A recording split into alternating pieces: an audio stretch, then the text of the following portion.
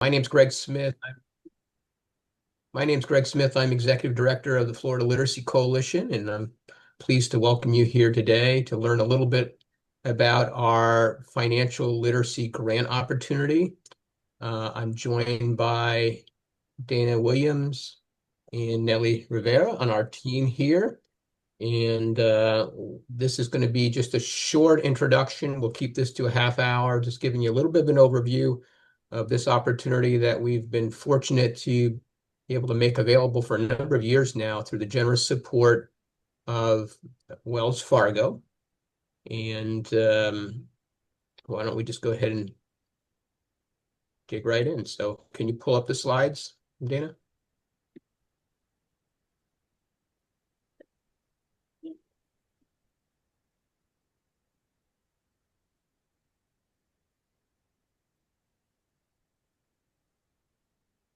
Okay.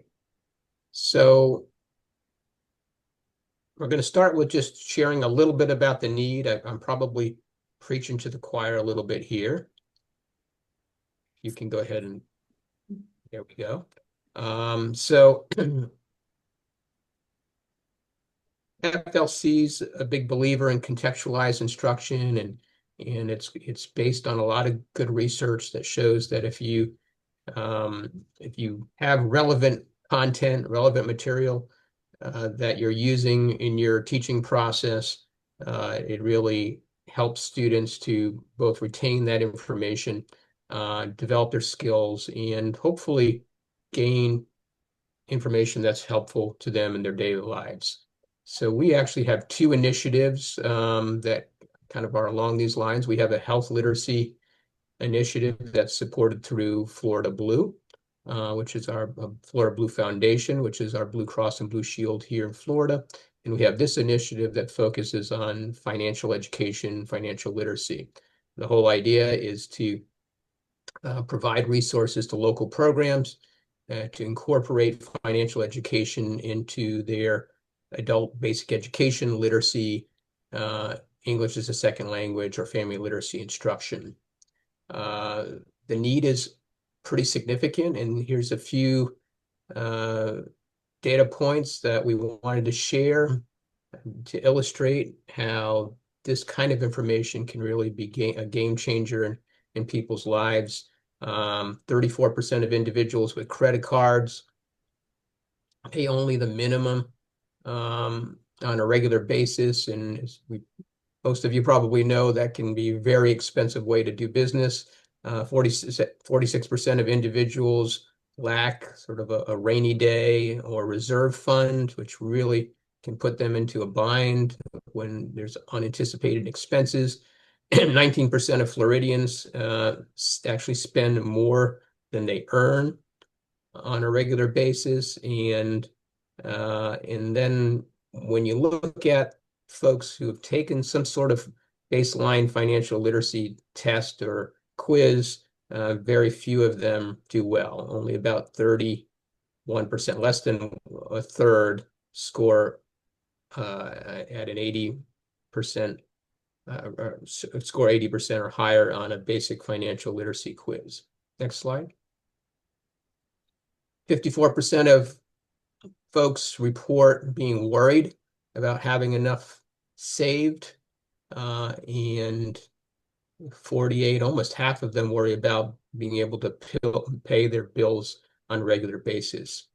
60%, this is a national study, 60% of folks reported that they would not be able to cover $1,000 expense if they had an emergency room visit or car repair. So this goes back to sort of that emergency reserve and doing planning and really looking at ways to manage your budget and your finances so that you're able to meet your needs and sometimes unanticipated needs when they come up. Next slide. There's a lot of research that backs up this supposition. We've highlighted a few studies or a few data points here around how this kind of education, and the good thing about this project is that it does it's designed in a way, and you all really, the grant programs really decide how to implement it. But at its core, these are concepts that are introduced over a number of different classes and reinforced over time. So it really helps um, to drive the information through to folks and really have some meaningful conversations, have outside people, some experts, and to come in many cases to supplement this and really be able to get into a more in-depth conversation than you might find in sort of a one-off financial education training. One thing I wanted to highlight here in terms of sort of the impact of this kind of programming is that financial literacy really, as research shows, has the greatest impact on those who have the least education. So we serve a lot of folks who have minimal education, and so it really can have an outsourced impact on a lot of the students we serve in adult education and literacy. Next slide. So as I mentioned, we've been doing this for quite a few years now. This is some data from our most recent cycle of grant recipients who collectively served 572 students last year. So that was fantastic. Over 7,500 students in total have been served since the inception of this program. And Dana's going to get into this a little bit more later, but we do ask the grant recipients to administer financial assessment, a pre and post financial literacy assessment, and then also do a survey of students to kind of try to gain information as to whether what they've learned through these classes have helped them in their daily lives. So last year, 58% of the students made a marked improvement in their financial literacy knowledge through the evaluations. 95% said they'd recommend the program to people they know. 89% indicated that they had developed a savings or spending plan. 92% improved their ability to manage their finances. That's a self-assessment. Many of them shared the information they learned with others, 95%, and 55% establish a checking, savings, or investment account. And really kind of helping folks who are unbanked is a real key component to this. And looking at ways that you can use banks or other financial institutions to kind of help you in your financial management. So with that, I think I'll go ahead. Is the next slide yours? I believe so. Sorry. I believe so. Okay. So I'm going to go ahead and turn it over to Dana, who's going to talk with you a little bit about the actual application process. Thank you, Greg. So, yes, this grant initiative is meant to serve adults who are receiving basic education or literacy instruction, which includes ESOL or family literacy instruction in Florida. And the goal is really to help adult learners gain knowledge they need to make informed financial choices. And so the initiative supports this integrated model of literacy skills, math, and language instruction with the financial education piece, and also offers a contextualized approach to learning. And so, of course, this is meant to help, as Greg said, people with these real world applications in managing their finances. So we are going to be offering 7 grants of up to $5,000. Sorry, there's a few people in the waiting room joining us. And there are a few things that your organization needs in order to be eligible to receive this grant. So they must be a 501(c) nonprofit or government-based agency. They must provide adult literacy or ESOL instruction via group classes or individual tutoring. and they must be in one of the 46 Florida counties served by Wells Fargo.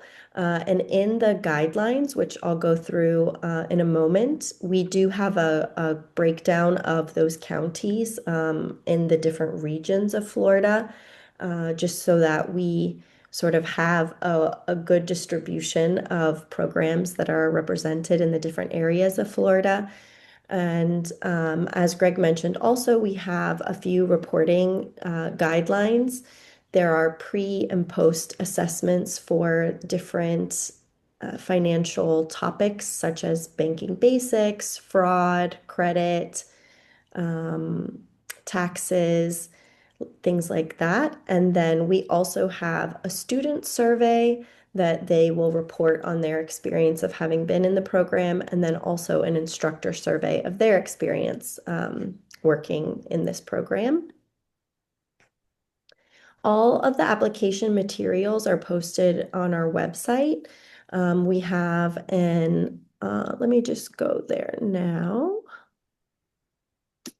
So we have here,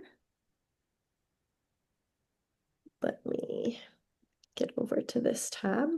So this is our website for this initiative. And if you scroll down here to application process, you'll be able to see we have this application template. We have the guidelines that again have all of the eligibility criteria. It has the Florida counties, the 46 Florida counties that are served by Wells Fargo. We also provide you with a checklist if you would like to work through the checklist just to be sure you have everything uploaded, and then an FAQ page. So let me briefly show you these guidelines. So again, the purpose of the grant, the need, here are the different counties in the different regions of Florida, the organizations that are eligible to receive. And another important aspect of this grant initiative is the definition of the family literacy programs. So again, we have the parent literacy instruction, and then interaction between the children and their parents, um, and training for the children in age-appropriate activities for them as well. So this has all of the different guidelines, and then we also offer a template, an application template, which we strongly encourage and recommend that you use just so that you are sure that you're covering all of the basics of the guidelines. So we have here the different categories that we ask you to fill out in terms of your narrative, your objectives. Again, objectives should be in clear and measurable terms. The project description, timeline, all of those things. And then the budget. We also provide a budget template so that you can, again, make it easy for everyone to just fill this out. If you have any supporting documents, we also have a space on our application form for the current operating budget, if you're a nonprofit, for your IRS tax exemption letter, and then any other supporting materials that you feel will give us a good overview of your program. This could be letters of support, newspaper articles, brochures, or other programs and things that you have done, just so we get to know your program a little bit better. Um, Dana? yes. Yeah, we're not seeing what you're, if you're opening the guidelines, we're not seeing that. Ah, okay. Thank you Okay. for letting me know. Here we go. Okay. So this is the application template that I was mentioning. So again, it shows the narrative portion of the application, and then down here we have the budget template as well. And let me quickly go over to our um, website, or the application website where you'll be submitting the application, which is in jot form. And so again, just some basic information about your organization, your organization contact person, and then a few questions about your organization, and then the space for you to submit your narrative and your budget. Again, that operating budget, the IRS tax exemption letter, and then again, any other supporting materials that will give us a good overview of your program. You do not need to submit the supporting materials. That's only if you would like to. And let's see. Again, this is just more about the narrative specifics and other documentation if you would like to attach that. Um, we have this budgeting template that you are welcome to use. We encourage you to use it as well. And we also allow up to $450 to attend the 2026 Florida Literacy Conference. That's going to be in May of 2026. And Greg, I don't know if you wanted to mention anything else about the conference. Well, the conference is going to be, yeah, the first week of May. We're going to be over at the Mission Resort, which is in Howland Hills, Florida. Beautiful property, and we just recently announced that. So if you're interested in participating or potentially presenting, we'll be putting out the call for presenters here pretty shortly. And that's May. I got to double check in terms. I know it's the first week of May. It's May 6th through 8th. And a little bit about our program expectations. We do ask that programs implement a financial literacy curriculum with their students. There's no set number of hours required, but grantees usually indicate that they spend an average of 20 hours per class, including different activities and projects. We also strongly encourage that programs form different community collaborations and partnerships within their community to strengthen this initiative, and then also incorporate a project-based learning activity at the end of the course. And again, this is just to help strengthen the students' real-world application of what they're learning in the class and then applying it into their own lives. So, project-based learning is a collaborative approach to teaching in which learners are placed in realistic situations that allow them to use the skills and information that they've gained in the classroom to accomplish the project goals. And this type of learning helps students acquire a deeper understanding of the topic, as well as increase confidence in applying what they've learned and how the material relates to their life outside of the classroom. So, some examples of project-based learning would be to host a financial reality fair, develop a mock banking activity, do research projects, develop a brochure to distribute to other students or within their communities. And I think that we have Mr. Joe Cini, who's here with us. He can talk a little bit more about his experience, but I know in the past, some of our past grantees, they have had really good success with reaching out to representatives from Wells Fargo, from Bank of America, and their communities to get people to come and speak to their groups. Um, This Is might that be is time. that my cue or Yeah, no? go ahead, Joe. If you All could, Joe's right. one of our current grant recipients, has actually received this grant several times. So yeah, if you don't mind Yes. sharing a little bit, Joe, that'd be great. Well, no, thank you very much. Yes, as Greg and Dana both said, we're current recipients and fortunate to have been a recipient in the past for many years. I can't say enough good things about not only Wells Fargo, but also Florida Literacy Coalition in terms of what this grant and what it actually means to our students. It's been tremendous. Dana, with regard to the activities that you talked about and the possibilities, what we have done the last 2 years, I believe, is use a financial life coach in conjunction with Wells Fargo personnel to help the students have their own individualized workbook. So they go through their credit situation, they go through their assets, their budgeting, and all of those issues that Greg brought up. And it's really made a big difference in a lot of their lives.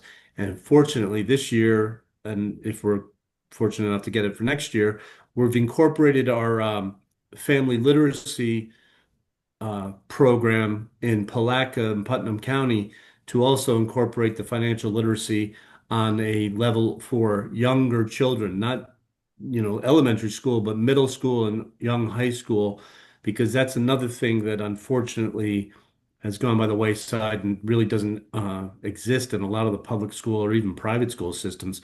So Wells Fargo has developed a hands-on baking program that we have the assistance of Marilyn Drayton, who, even though she's retired, I think she's busier as a retired person than she is as an actual employee. She's been with Wells Fargo for many, many years, retired, but continues to go out and give speeches and give demonstrations. So we're really looking forward to that. That's going to be in November for our current project, and then obviously would continue. Jim Flood is our financial life coach. I also wanted to tell you, Dana and Greg and anybody else from Florida Literacy who's on here, your guys' cooperation and your ability is tremendous. You guys always are good with putting us in contact with people at Wells Fargo, and then Wells Fargo is very good with giving us local representatives. So if there's anybody on here that's a new or potential new grantee, this is definitely worthwhile. So thank you. Great. Thank you, Joe. Thank you Appreciate it. very Your much. program's done great work. I Thank see you. I see Joan Williams, and I'll put you on the spot, but you're a current grant recipient as well. Is there anything you'd like to say? Thanks. So, a lot of our project-based learning is the reality fair, finance reality fair. We've done those in the past. This year, upcoming before December, it's all about finance careers. So, um, we partner with um, BMO Harris Bank, Bayfirst Bank, and Bank of America. So we will have, um, of course, a job as a teller. And like I've mentioned at one of our other meetings, one of our students at a financial fair we had held last year got a job as a bank teller. And they were so impressed with her. She's doing a great job. So now she's a loan officer. It's amazing. So we're working on that project for upcoming, like I think the students, it's in November that we will hold a career fair with finance. We have someone that's coming in to help them start a business. But yeah, we're thankful to you guys for the financial literacy grant. And because our parents have teens, that middle high schooler, we, invite them to be a part of it also.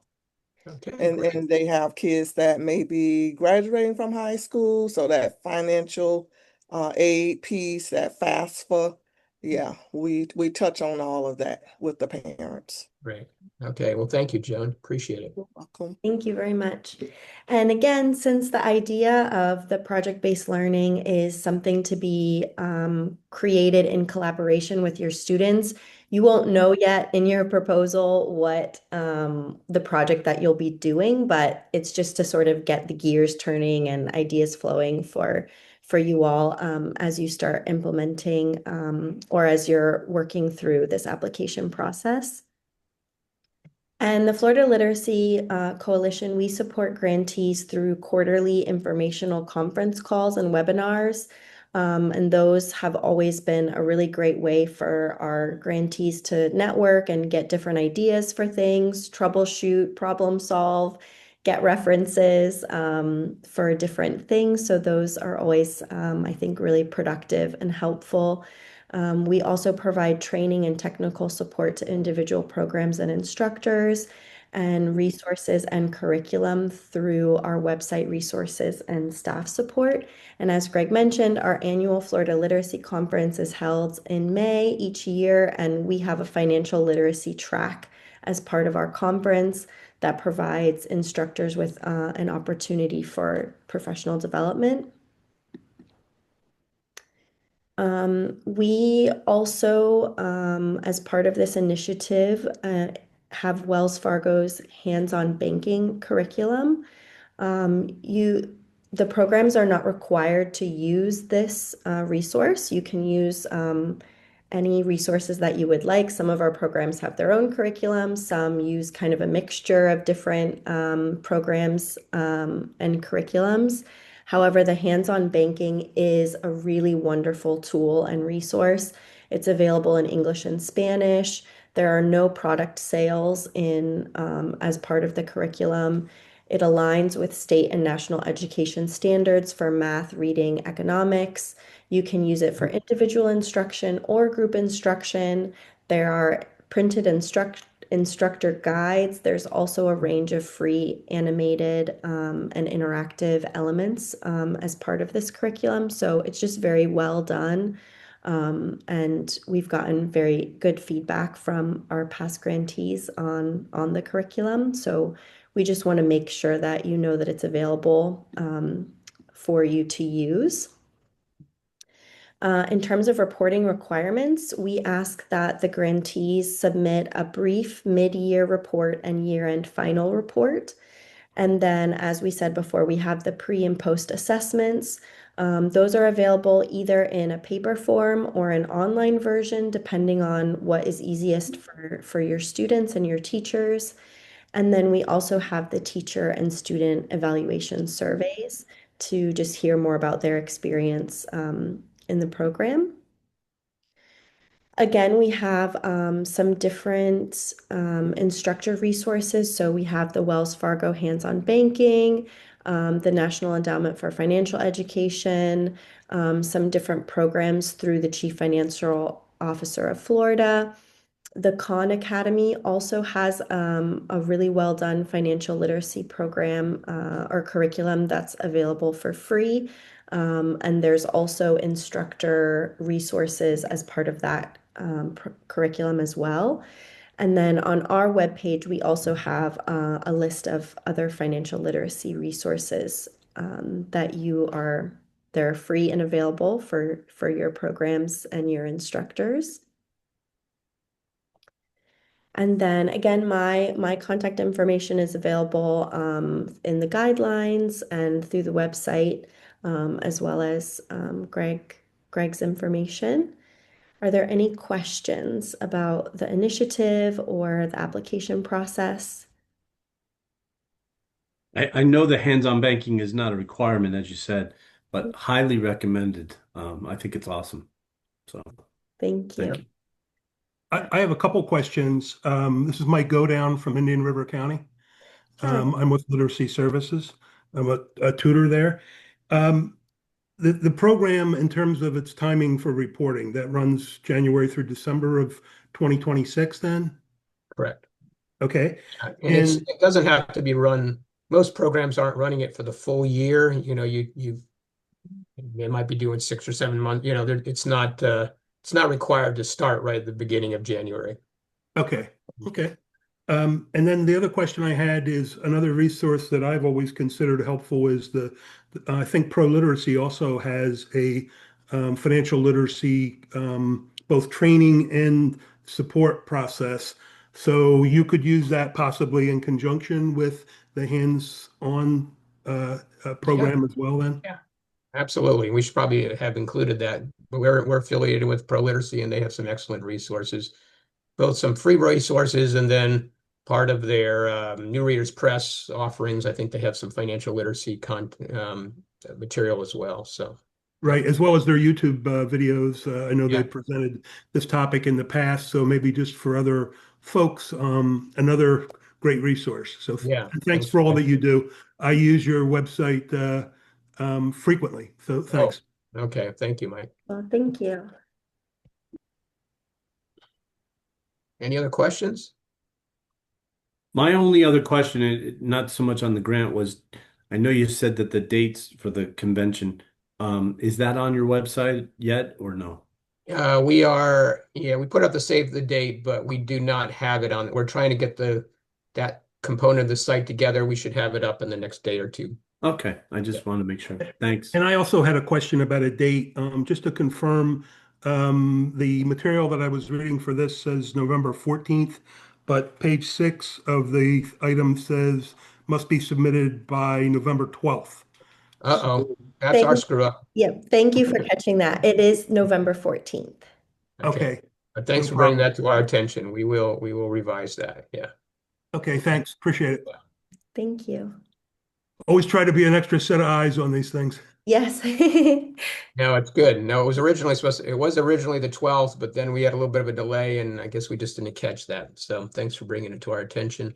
We do have a review committee, an independent review committee, look at all these and make the final selection. We'll be giving out 7 grants, as Dana mentioned, this year. And usually we're able to get that committee together and have those decisions made within a few weeks, 2 to 3 weeks after the grant deadline.